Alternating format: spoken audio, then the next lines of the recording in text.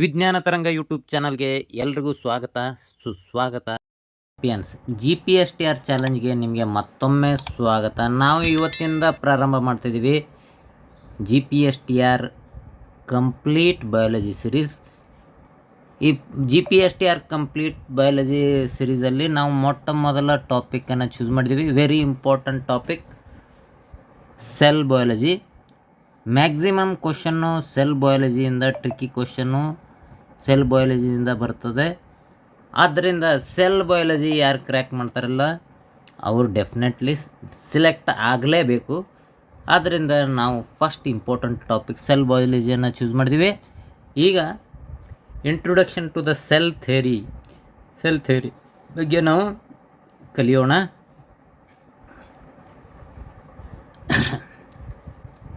Cell ಅಂದರೆ ಏನು, ಈ ಸೆಲ್ ಥಿಯರಿಯನ್ನು ಯಾರು ಪ್ರಪೋಸ್ ಮಾಡಿದರು ಅದನ್ನು ತಿಳ್ಕೊಳ್ಳೋಣ. Core concept, the cell is the basic unit of life. Cell ಇದು basic unit of life. The cell is the basic unit of structure and function in all living organisms. ಎಲ್ಲ ಒಂದು ಜೀವಂತ ಪ್ರಾಣಿಗಳಲ್ಲಿ, ಎಲ್ಲ ಒಂದು ಜೀವಿಗಳಲ್ಲಿ ಈ ಒಂದು ರಚನಾತ್ಮಕ ಹಾಗೂ ಕಾರ್ಯಾತ್ಮಕ ಘಟಕ ಜೀವಕೋಶ ಆಗಿದೆ. ಇದನ್ನು ಸೆಲ್ ಥಿಯರಿಯನ್ನು ಡಿಸ್ಕವರ್ ಮಾಡಿದ್ದು ಇಬ್ಬರು ಸೈಂಟಿಸ್ಟು 1830ನೇ ಇಸ್ವಿಯಲ್ಲಿ. ಶಿಲ್ಡನ್ ಆ್ಯಂಡ್ ಸ್ವ್ಯಾನ್ ಅನ್ನೋ ವಿಜ್ಞಾನಿ, ಒಬ್ಬ ಬೆಲ್ಜಿಯಂ ಬೊಟಾನಿಸ್ಟ್ ವಿಜ್ಞಾನಿ ಶಿಲ್ಡನ್, ಮ್ಯಾಥಿಸ್ ಶಿಲ್ಡನ್, ಹಾಗೂ ಥಿಯೋಡೋರ್ ಶಾನ್ ಅನ್ನೋ ಒಬ್ಬ ಜರ್ಮನ್ ಜೂಲಾಜಿಸ್ಟು 1838 ಮತ್ತು 39ರಲ್ಲಿ ಸೆಲ್ ಥಿಯರಿಯನ್ನು ಪ್ರಪೋಸ್ ಮಾಡ್ತಾರೆ. The scientific catalyst, dramatic improvements in microscopy and lens quality during the 19th century allowed for these discoveries.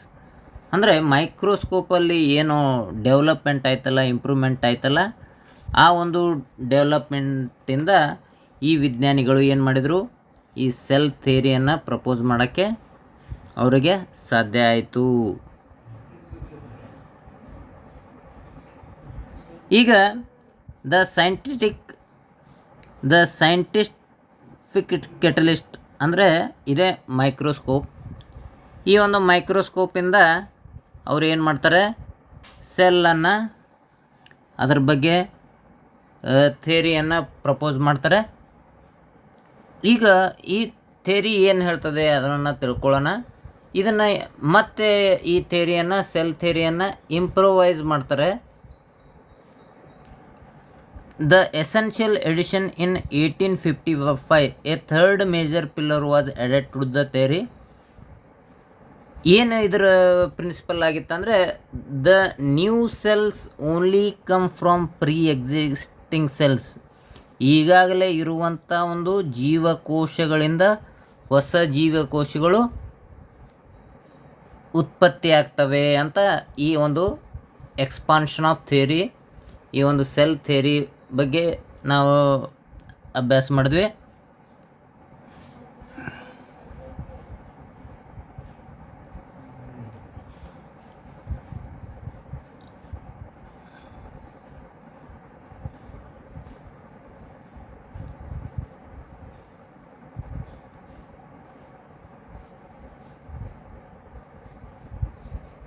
A cell can be thought as A bag of chemicals. ಒಂದು ಸೆಲ್ಲನ್ನು ನಾವು ಏನಂತ ಕರಿತೀವಿ, ಒಂದು bag of chemicals ಅಂತ ಕರಿತೀವಿ. ಅಂದರೆ ಈ ಒಂದು ಜೀವಕೋಶದಲ್ಲಿ ಸಾಕಷ್ಟು ರಾಸಾಯನಿಕಗಳು ಇರ್ತವೆ ಅಂತ ಅರ್ಥ. ಇದಕ್ಕೆ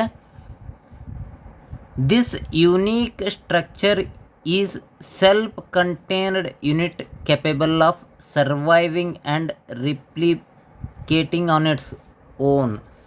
ಇದು ಸೆಲ್ಫ್ ಕಂಟೈನ್ಡ್ ಯೂನಿಟ್. ಸೆಲ್ ಅನ್ನೋದು ಇದರಲ್ಲಿ ಆಲ್ರೆಡಿ ಎಲ್ಲ ಇದೆ. ನ್ಯೂಕ್ಲಿಯಸ್ ಇದೆ, ಮೈಟೋಕಾಂಡ್ರಿಯಾ ಇದೆ, ಪ್ರೋಟೀನ್ ಸಿಂಥಸಿಸ್ಗೆ ರೈಬೋಸೋಮ್ಸ್ ಇದೆ, ಎವ್ರಿಥಿಂಗ್ ಇದೆ. Self containing unit, capable of surviving, ಅದು ಜೀವಂತ ಉಳಿಯೋಕ್ಕೆ ಅದರ ಏನೇನು ಬೇಕೋ ಅವಶ್ಯಕತೆ ಅದರಲ್ಲಿದೆ.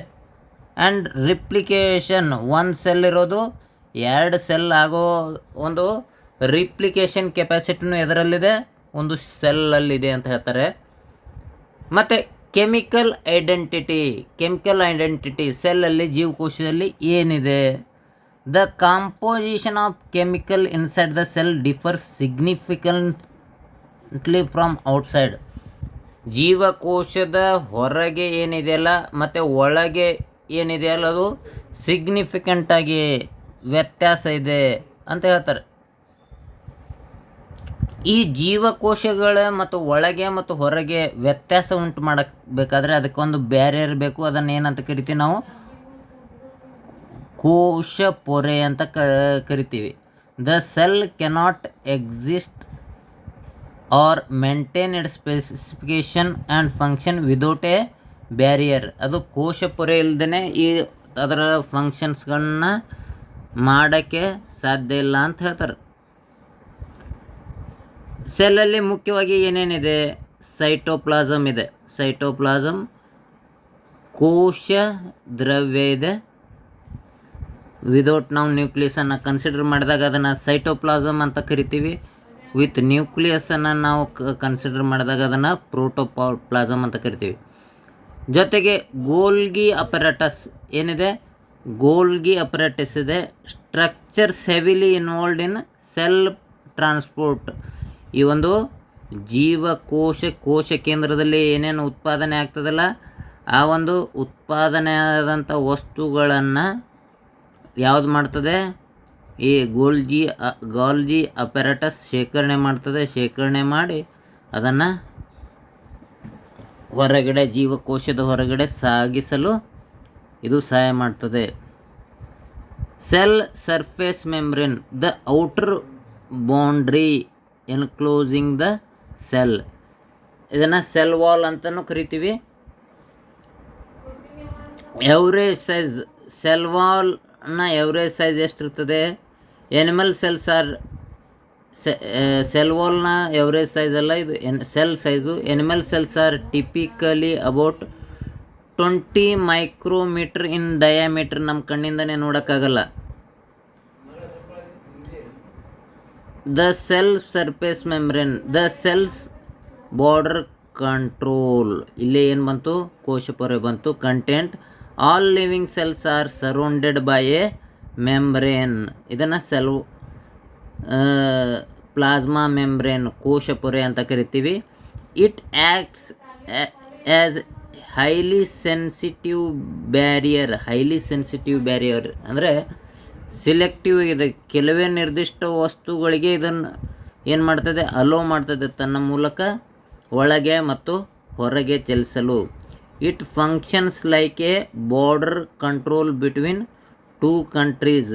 ಮತ್ತು ಜೀವಕೋಶ ಮತ್ತು ಹೊರಗೆ ಮತ್ತು ಒಳಗೆ ಇದು ಒಂದು ದೇಶದ ಗಡಿಯಂತೆ ಇದು ಏನು ಮಾಡ್ತದೆ? ಕಾರ್ಯನಿರ್ವಹಿಸುತ್ತದೆ. Traffic control it regulates exactly which molecule can move into and out of the cell. ಈ ಒಂದು ಜೀವಕೋಶದ ಒಳಗೆ ಮತ್ತು ಹೊರಗೆ ಯಾವ ಥರ ಮಾಲಿಕ್ಯೂಲ್ಸ್ ಒಳಗೆ ಹೊರಗೆ ಹೋಗಬೇಕು ಅನ್ನೋದನ್ನು ಇದು ನಿರ್ಧಾರ ಮಾಡ್ತದೆ.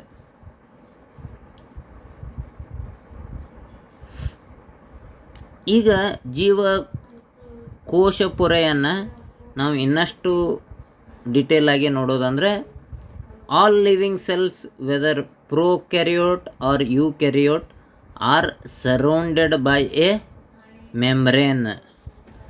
ಪ್ರೈಮರಿ ಫಂಕ್ಷನ್, ಈ ಮೂಲಭೂತವಾದ ಕಾರ್ಯ ಏನು? It acts as a highly selective barrier allowing only specific substance to pass. Selective permeable membrane ಅಂತ ಕರಿತೀವಿ ಪ್ಲಾಸ್ಮಾ ಮೆಂಬ್ರೇನನ್ನು.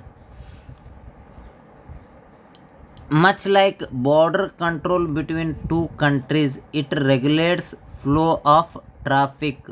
ಯಾವ ಒಂದು ಅಂಶಗಳು, ರಾಸಾಯನಿಕಗಳು ಒಳಗೆ ಹೊರಗೆ ಬರಬೇಕು ಹೋಗಬೇಕು ಅನ್ನೋದನ್ನು ಇದು ಯಾವುದು?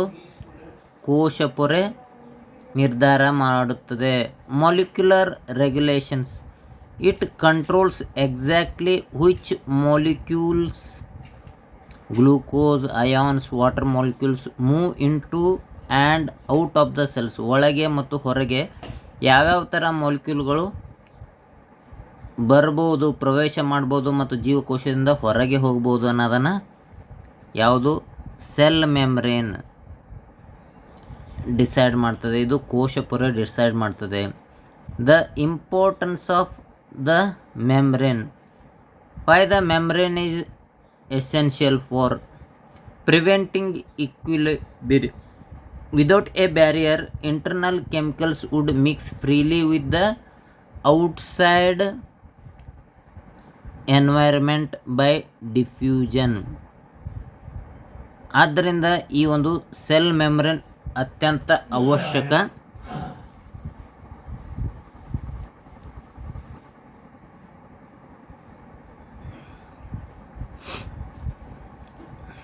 ಮೇಂಟೈನಿಂಗ್ ಹೋಮಿಯೋಸ್ಟ್ಯಾಟಿಸ್ ಇದೊಂದು very important process. The membrane allows the cell to maintain internal difference pH, salt concentration and necessary function. ಹೌದಾ? The bottom line, life could not exist without this incredible thin at protective boundary. ನಿಮಗೆ ಕೋಶ ಪೊರೆ ಯಾಕೆ ಅವಶ್ಯಕತೆ ಇದೆ ಅಂತ ಪ್ರಶ್ನೆ ಬಂದಾಗ ನೀವು ಬರಿಬೇಕು, life could not exist without this incredibly at and protective boundary. ಜೀವಕೋಶಕ್ಕೆ ಪೊರೆ ಇಲ್ಲಾಂದರೆ ಕೋಶನೇ ಜೀವಂತವಾಗಿ ಇರೋಕ್ಕೆ ಸಾಧ್ಯವಿಲ್ಲ. ಇದು ಇಕ್ವಿಲಿಬ್ರಿಯಮನ್ನು ಏನು ಮಾಡ್ತದೆ, ಜೀವಕೋಶಗಳಲ್ಲಿರುವ ಅವಶ್ಯಕವಾದ ಕೆಮಿಕಲ್ ಜೀವಕೋಶಗಳಲ್ಲೇ ಇರುವಂತೆ ತಡೀತದೆ. ಮತ್ತು ಹೋಮಿಯೋಸ್ಟ್ಯಾಸಿಸನ್ನು ಇದು ಅವಶ್ಯಕವಾದ pH ಬ್ಯಾಲೆನ್ಸು ಮತ್ತು ಸಾಲ್ಟ್ ಬ್ಯಾಲೆನ್ಸು ಅನ್ನು ಕಾಯ್ದುಕೊಳ್ಳೋಕ್ಕೆ ಇದು ಸಹಾಯ ಮಾಡ್ತದೆ. Cells rely on specific organelles like the Golgi apparatus for transport. The cell membrane is universal feature of life. Selective permeability is vital for maintaining cellular health. ಇಲ್ಲಿ ಕಾಣಬಹುದು, ಇದೊಂದು ಜೀವಕೋಶ, ಇದೊಂದು ಪ್ರಾಣಿ ಜೀವಕೋಶವಾಗಿದೆ. ಈ ಪ್ರಾಣಿ ಜೀವಕೋಶದ ನ್ಯೂಕ್ಲಿಯಸ್ ಇದಾಗಿದೆ. ಇವು ಕ್ರೊಮ್ಯಾಟಿನ್ ಎಳೆಗಳು, ಕ್ರೊಮ್ಯಾಟಿನ್ ಫೈಬರ್ಸ್ ಅಂತ ಕರೀತಾರೆ. ಇದು ನ್ಯೂಕ್ಲಿಯೋಲಸ್, ಇದು ಕೋಶ ಕೇಂದ್ರ. ಇವು ಮೈಟೋಕಾಂಡ್ರಿಯಾ, ಇದು ಗಾಲ್ಗಿ ಸಂಕೀರ್ಣ. ಇವು ಸೂಕ್ಷ್ಮವಾದ ಕೆಲವು ಕಣಗಳಾಗಿದ್ದಾವೆ. ಇವು ರೈಬೋಸೋಮ್ಗಳಾಗಿರ್ಬೋದು ಅಥವಾ ಚಿಕ್ಕ ಚಿಕ್ಕ ಮೈಟೋಕಾಂಡ್ರಿಯಾಗಳಾಗಿರ್ಬೋದು. ಈಗ ನೀವು ಒಂದು ಎನಿಮಲ್ ಸೆಲ್ಲನ್ನು ಮಾನವರ ಕೆನ್ನೆಯ ಜೀವಕೋಶಗಳನ್ನು